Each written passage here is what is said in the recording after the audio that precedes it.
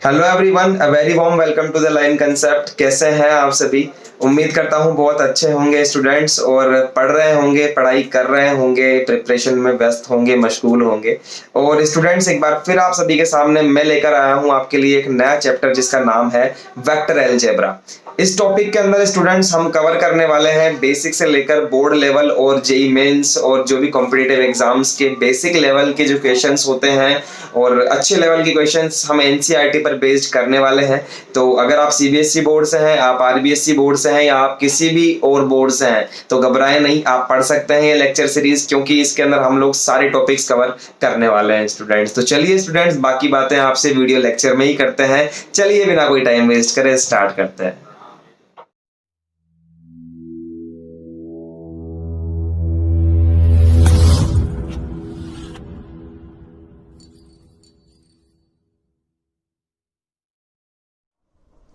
Yes, hello everyone. आज हम start करने जा रहे हैं एक नया टॉपिक जिसका नाम है वेक्टर अलजेब्रा।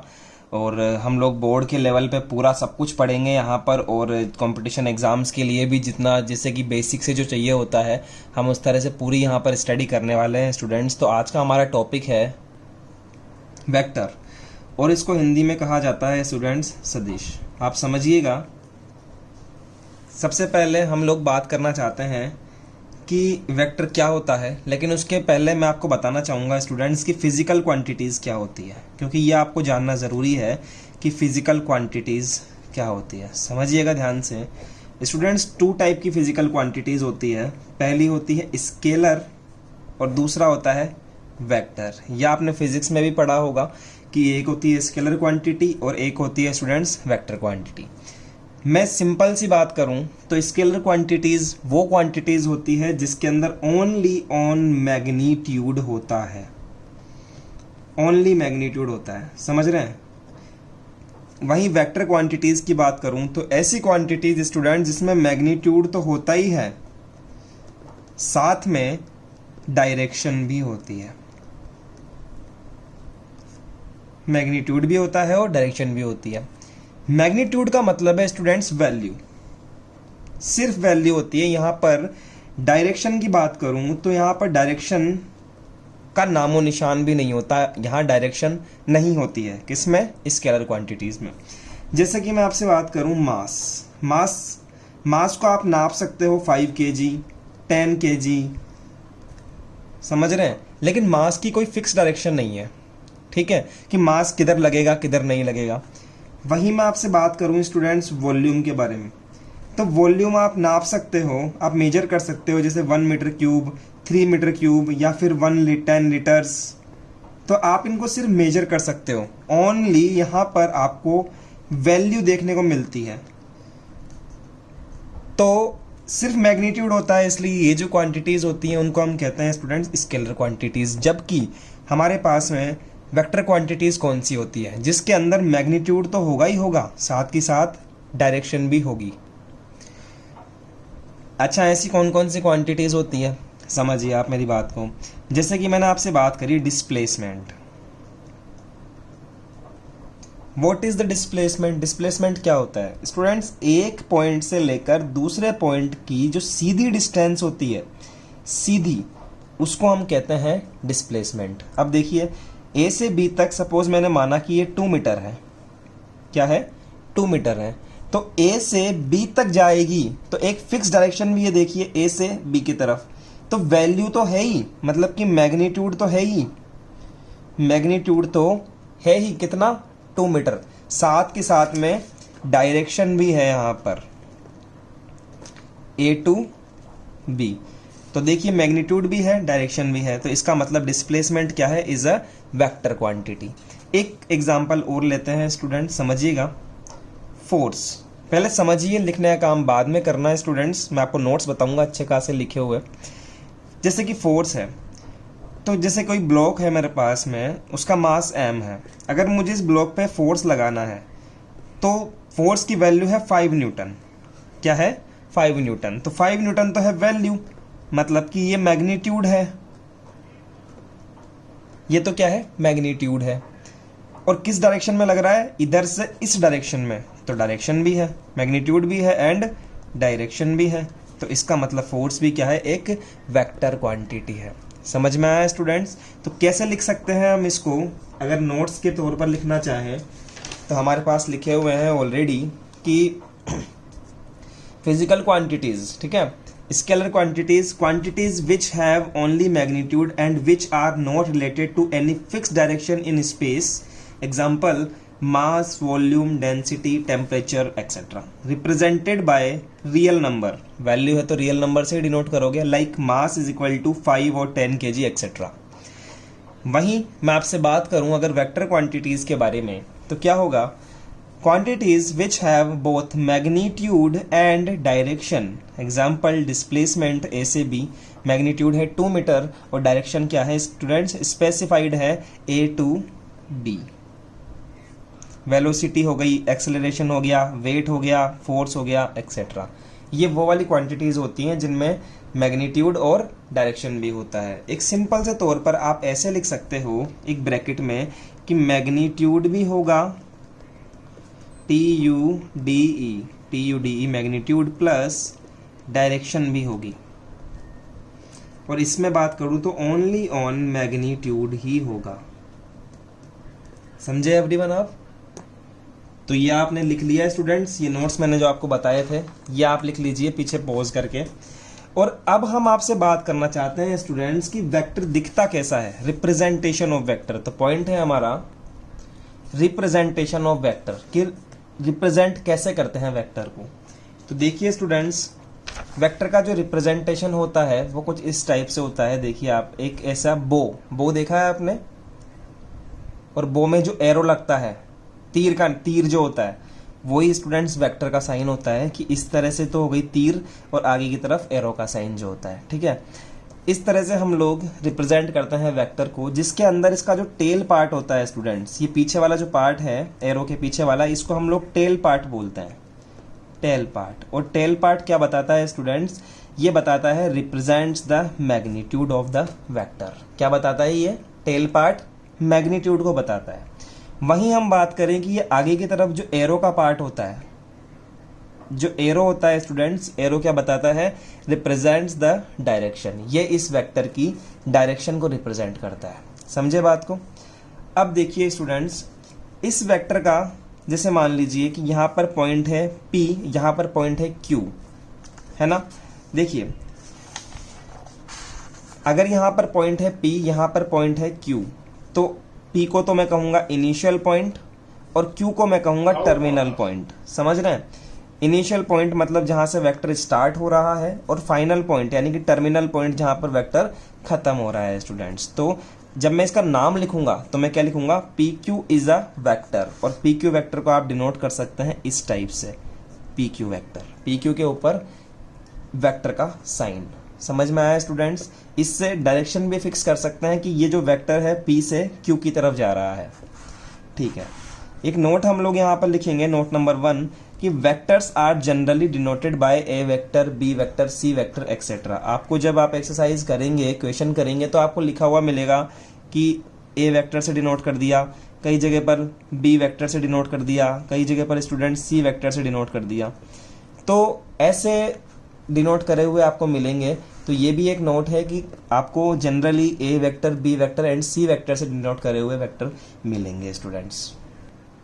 तो यहाँ तक जानने के बाद में स्टूडेंट्स आपने क्या जाना, कि आपने जान लिया यहाँ तक कि डायरेक्शन क्या होती है और मैग्नीट्यूड क्या होता है स्टूडेंट्स। ठीक है, तो मैंने आपको बता दिया कि कोई भी अगर हमारे पास में वेक्टर है तो आगे वाला पार्ट तो डायरेक्शन को दिखाएगा, और ये जो पीछे वाला पार्ट है, ये टेल पार्ट, ये उसकी लेंथ को दिखाता है स्टूडेंट्स। समझ रहे हैं बात को? यानी कि मैग्नीट्यूड को दिखाता है। आप लिख लीजिए कहीं पर कि जो ये टेल पार्ट होता है ये मैग्नीट्यूड को दिखाता है। मैग्नीट्यूड का मतलब है बेसिकली उस वेक्टर की लेंथ कितनी है। क्या मतलब है? वेक्टर की लेंथ कितनी है। तो यहाँ नोट्स में हम लिख सकते हैं मैग्नीट्यूड के ब्रैकेट में कि ये किसको डिनोट करता है students, length of a vector. ये वेक्टर की लेंथ को दिखाता है स्टूडेंट्स कि वेक्टर कितना लंबा होगा। ओके, चलिए आपको मैंने डायरेक्शन बता दी है और आपको मैग्नीट्यूड दिखा दिया है। अब मुझे लगता है कि इस पर कुछ क्वेश्चंस हमें करने चाहिए। तो देखिए स्टूडेंट्स, हम क्वेश्चन करते हैं इस पर। तो यस एवरीवन, हमारे पास में क्वेश्चन है which is picked out from NCERT. और देखिए, रिप्रेजेंट ग्राफिकली, फर्स्ट है a displacement of 40 kilometre. 40 kilometre की डिस्प्लेसमेंट है जिसको हमें रिप्रेजेंट करना है 30 डिग्री वेस्ट ऑफ साउथ। इसको पढ़ने का तरीका देखिए, वेस्ट ऑफ साउथ का मतलब होता है साउथ से वेस्ट की तरफ। क्या? साउथ से वेस्ट की तरफ उल्टा पढ़ा जाता है ये।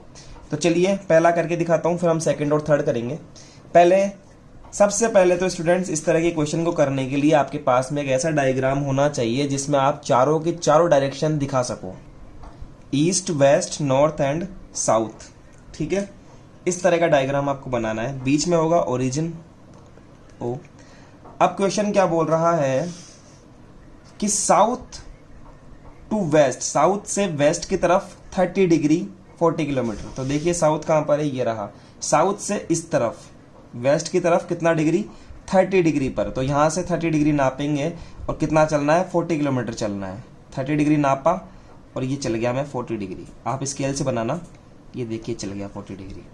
ठीक है, यहां पर आप 30 डिग्री का एंगल बनाएंगे और 1 सेंटीमीटर इक्वल टू 10 किलोमीटर मैंने एज्यूम कर लिया पैरामीटर।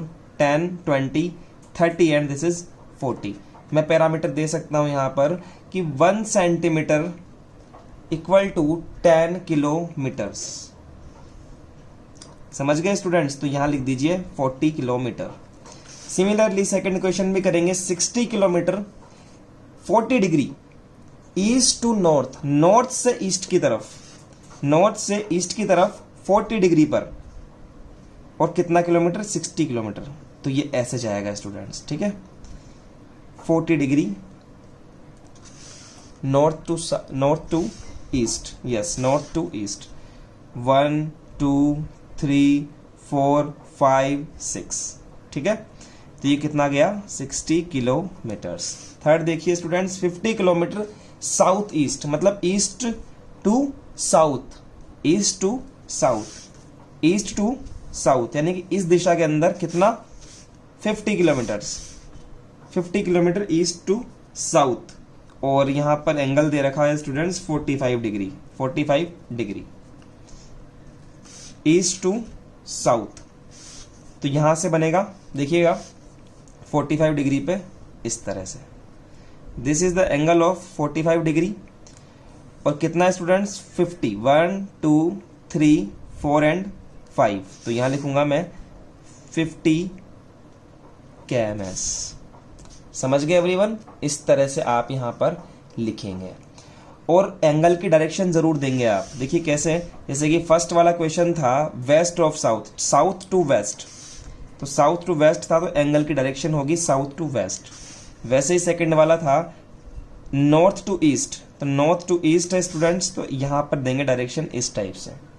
वैसे ही जो थर्ड वाला है मेरे पास में, उसकी जो डायरेक्शन है 50 किलोमीटर साउथ ईस्ट, मतलब ईस्ट से साउथ की तरफ, उल्टा पढ़ेंगे ना, ईस्ट से साउथ की तरफ, ईस्ट से साउथ की तरफ, यानी कि ऐसे, इस तरह से आप इस तरह का डायग्राम ड्रॉ करेंगे स्टूडेंट्स। समझ में आया? चलिए एक क्वेश्चन मैं आपको देता हूं, आप करना घर से। और क्वेश्चन देने से पहले स्टूडेंट्स एक बात बता देता हूं आपको कि जो भी हमने यहाँ पर वेक्टर निकाले हैं उसका आप नाम दे दीजिए P, this is Q, this is R। तो आप यहाँ पर लिख दीजिए कि स्टूडेंट्स जो PQ वेक्टर है, PQ वेक्टर निकाल लिया आपने, सॉरी PQ नहीं निकाला है, OP वेक्टर निकाला है, OP vector, OP vector, OQ vector and OR vector. ठीक है, इस तरह से आप लिख दीजिए यहाँ पर ताकि पता रहे कि कौन कौन से वेक्टर्स लिखे गए हैं। अब देखिए आपको जो क्वेश्चन करना है घर से, ये देखिए एवरीवन, क्वेश्चन नंबर 1 आपको करना है। ये हमने रेफरेंस में से निकाला है कहीं से, और इसको आप करिए students. Displacement of 40 kilometre 30 degree east to north, तो नॉर्थ से ईस्ट की तरफ जाता हुआ हमें बनाना है। 1 2 3 क्वेश्चंस यहाँ पर मैंने आपको दिए हैं। और यहाँ देखिए एनसीईआरटी का भी एक क्वेश्चन दिखा देता हूँ आपको। 10.1 का जो फर्स्ट क्वेश्चन है ये भी स्टूडेंट्स आपको करना है। ठीक है, 4 क्वेश्चन हो गए आपके। चलिए अब देखते हैं हम नेक्स्ट क्वेश्चन। तो देखिए नेक्स्ट जो हमारा क्वेश्चन है स्टूडेंट्स वो क्या कहता है, classify the following measures as scalar and vectors. हमारे पास में यहाँ पर 1 2 3 4 5 6 ऑप्शंस दिए हुए हैं और एक एक को हमें बताना है कि ये स्केलर क्वांटिटी है या फिर ये वेक्टर क्वांटिटी है। तो स्टूडेंट्स फर्स्ट वाला देखिए 10 kg मास, और मास क्या होता है? Scalar quantity. तो हम फर्स्ट वाले का आंसर करेंगे इट इज मास। इसके बाद में आप लिखेंगे स्केलर क्वांटिटी। समझ रहे हैं स्टूडेंट्स? नेक्स्ट देखिए आप, नेक्स्ट है students 10 metre north to west, north से वेस्ट की तरफ 10 मीटर्स। तो स्टूडेंट्स देखिए आप ध्यान से कि यहाँ पर 10 मीटर्स दिया हुआ है और क्या कह रहा है? नॉर्थ वेस्ट, वेस्ट कैसे बोलते हैं इसको कि वेस्ट टू नॉर्थ।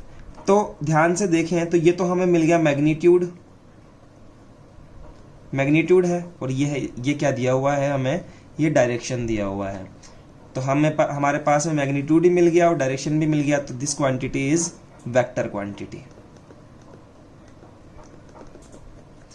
थर्ड देखिए स्टूडेंट्स 10 न्यूटन, 10 न्यूटन। अब आपको पता है न्यूटन किसकी यूनिट होती है? Unit is a unit of force, force की यूनिट होती है, और फोर्स के अंदर डायरेक्शन भी होता है एंड मैग्नीट्यूड भी होता है। तो आप क्या कहेंगे यहाँ पर? This is the vector quantity.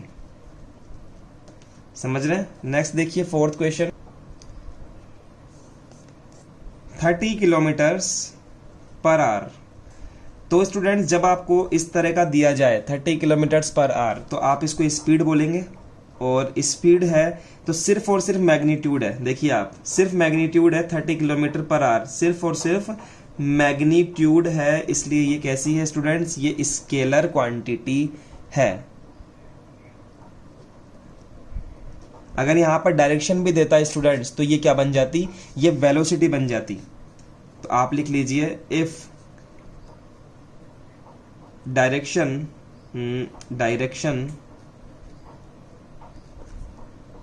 was given then it is a vector quantity।